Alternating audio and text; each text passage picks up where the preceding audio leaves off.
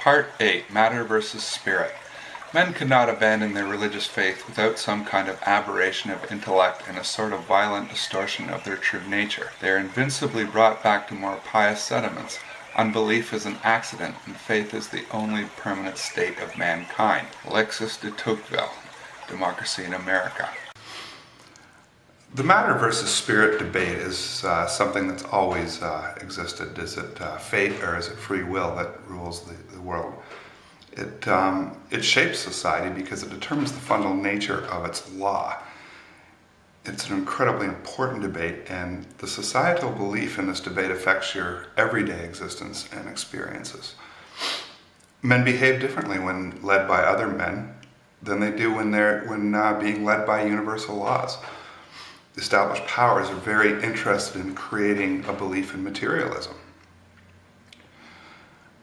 And this is manifested in pushing evolution. Now, I don't know what's true. I don't know if evolution is true or not. I don't know if creation is true or not. It doesn't really concern me because the Bible's a law book. It's not a science book. But this push for evolution, there's more to it than just a straightforward belief that it's in fact scientific. It's also a political agenda. And children in school are being taught what to think as opposed to how to think. If they were being taught how to think, they would be taught how to think and be able to make up their mind on this issue on their own. In the case of evolution, the universe and life simply emerged. In the case of the creation, these were created by God. Now, evolution requires a pretty big leap in faith. Essentially, time and space began somewhere. This goes beyond the limits of human perception, and you might as well be debating about how many angels can dance on the head of a pin. They're both out of human experience, and we can't apply our cognitive reasons to things that lie outside of our own experience. To me, it seems that the universe the world was more than likely created by God, if I'm to compare it to things simply emerging. I mean, when you trace the evolution back, it's a matter of things just emerging. It requires a huge leap of faith. The moment we make a statement that starts with a long, long time ago, we leave the domain of experience. Experience is required to validate scientific theories. Evolution cannot be validated with experience, only natural selection can. Birds that have longer beaks reproduce more than others when worms are deep inside the earth. This is natural selection, it's not evolution, and intuitively it's true. Evolution requires the simple to change into the complex, independent of intelligent guidance. It seems to violate the scientific law known as the second law of thermodynamics. This law simply states that things naturally move from an organized state to a disorganized state in a closed system. Things fall apart unless acted upon by outside influence. If you don't paint your fence, it'll eventually rot away into the dirt. It is a perfect example of the second law of thermodynamics at work. Your fence will not evolve into a gazebo. A theory is more impressive the greater the simplicity of its premises, the more different kinds of things it relates, and the more extended its area of applicability. Therefore, the deep impression that classical thermodynamics made upon me, it is the only physical theory of universal content which I am convinced will never be overthrown than the framework of applicability of its basic concepts. Albert Einstein. If there is only matter, then men can only create statutory laws to govern society. There are no absolutes. If there is spirit, there is free will. If there is free will, there are definite right and wrongs that all men must adopt universals. The scientific faith of evolution can in no way explain free will. Statutory laws must operate within the limits set forth by universals in a society of individuals that have free will and wish to preserve that free will. Universal laws are necessarily written to maximize freedom for all. To be free, everyone must be free, and laws protect us from others as well as them from us. Materialistic rulers view justice in a very different way than men who are ruled. Even rulers who wish to rule by God's laws have a perspective that is different from the common man. Rulers have an easier job when they are not forced to operate by universals. The rule can simply be considered as a means to an end. Common men are more free when society operates by universals. Free men don't make ideal slaves. He who has the gold rules is the ideal maxim from which rulers prefer to operate from. It is them that has the gold. Ordinary men prefer the golden rule that states the necessity of operating by universals. Treat others as you would want to be treated. The Kantian categorical imperative is better, but most men operate well with the golden rule in this form. Kant's categorical imperative states that we should operate as though our actions should become universals. And that's the final formulation, the third formulation. Rules are motivated to shape public perception of reality as pure materialism. Science rules and there are no absolutes. Men can and should be led by their betters. And this is the fundamental danger of materialism, that men will be led by their so-called betters. There are many YouTube videos as well as mainstream media debates on the subject of matter versus spirit. This is an issue that will never entirely disappear in the public consciousness. Many people simply have a faith in science and in scientists as people who always speak the truth. Scientists are the infallible new gods because science is about truth. Therefore, scientists never lie. We live in a society exquisitely dependent on science and technology, in which hardly anyone knows anything about science and technology. Carl Sagan.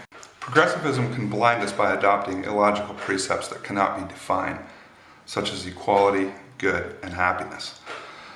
The precepts of progressivism cannot be said to be true because they cannot be defined. Progressives trick us by using virtue words to make false precepts sound good, by having a positive emotional response and therefore an appearance of truth. We all feel good about truth. Debates can be framed to have a predetermined outcome. Progressives often employ a method known as the Delphi technique to shape the outcome of public debates regarding public policy. In the matter versus spirit debate, the debate is always framed with the assumption that science is or will lead us to absolute truth. Progressives attack the ecclesiastical component of religion, its history, and subject it to the requirements dictated by scientific logic. They attempt to disprove key aspects of ecclesiastical faith to undermine faith and therefore the notion of absolute truth, bringing faith into the world of materialism. But science does not meet the requirements of absolute truth. Science presupposes that a faith in science is somehow scientific. Those that push the materialistic view of the world have told a lot of lies and faked a lot of evidence for evolution. This line of reasoning that requires great leaps of faith, such as Big Bang theory, which assume that space and time have a beginning, previous to which neither existed. Everything simply emerged. Science cannot answer the question of consciousness, nor explain the origins of consciousness. It fails miserably when judged from a position of spirit. You're right in speaking of the moral foundations of science, but you cannot turn around and speak of the scientific foundations of morality. Albert Einstein. Science is laws that relate cause to effect, and they are written from observations. Science gives us the tools for engineering, and its laws accurately predict material future. A mechanical machine will always obey the laws of Newton. An electrical machine will always obey the laws discovered by Oliver Heaviside and simplified and abstracted by Maxwell. Maxwell's equations are the bedrock of science, according to a famous theoretical physicist, Leonard Susskind. What if this bedrock had a big crack in it? One that's rarely seen in empirical experience, but shows the laws of electricity to possibly be self-contradictory in the sense of absolute truth. In this case, science could not be said to be absolute truth. There is a crack in the bedrock of science, as we understand it. The crack is not well known, and it's best known as the two-capacitor paradox. The understanding of this paradox only requires the use of elementary high school math, and I'm not going to show it here. The two-capacitor paradox shows that in an absolute truth sense of things, that either energy or matter can be destroyed and must be destroyed in certain instances of Maxwell's equations. Circuits that can never be realized in practice, but nonetheless we're talking about absolute truth. Maxwell's equations work in practice, but the question is, are they absolute truth? And if there's an internal contradiction within those equations that is outside of experience, they still cannot be said to espouse absolute truth, only to explain observations. This problem really is simple, and it doesn't have the glamour or the advanced math required to understand it. It doesn't make good television. It doesn't require experts to explain. It also gets resolved every few years by different academics, and then their proofs turn out they get debunked. And this has been going on for 200 years. The matter versus spirit debate should not be framed with the assumption of science being an absolute truth, or by a faith that science will eventually lead us to absolute truth. Science is based on cause and effect, and free will is not. It's like putting water in a gas tank and expecting to be able to drive your car away. It's completely unrelated. What happens when science is required to meet the requirements of spirit? It cannot and must simply say that spirit cannot exist according to the laws of science. It's in your head, it's in your imagination. Science is no closer to explaining consciousness today than it was 3,000 years ago. The scientific solution to the problem is to state that there is no material evidence to support the notion of consciousness. Well, that's kind of the point. There is no scientific evidence to support the notion of something that we all know exists.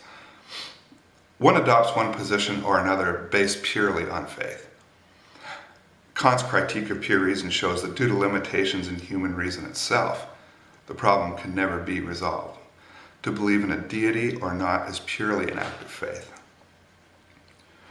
Practical reason, however, does lead us to believe in a deity, an absolute truth. And this is the subject of Kant's second critique, the critique of practical reason. This absolute truth must be written to carry the lawful strength of the phrase, "It is written." Merchant and money laws written in the Bible still hold today. And there's reason behind these laws, but they could become fluid without the strength of the written word. The boat could be untied from the dock and paddled anywhere. It must be tied simply so that law does not result in a series of knots. Progressives want to untie the boat and have man's betters paddle to a place that promises a kinder, gentler world of equality and to a world of moral perfection. It is the critical crossroads that Kant writes about in the Critique of Pure Reason. Adopting the pure materialistic view of reality will not cause material harm. The Critique of Pure Reason is a warning that science could lead us in this direction. Kant assumes the danger of a materialistic view of reality that is well understood by the reader. Well, for us, we can see it in history. We can look back at the Bolshevik Revolution and see that 66 million Christians were killed. And they were killed by a materialistic government. The whole thing was a materialistic government. As a matter of fact, it wasn't a Russian conspiracy, it was a Jewish conspiracy. Jews are materialists by nature. Of the religion is a materialistic religion. Worships many gods, but I shouldn't really say materialistic religion, but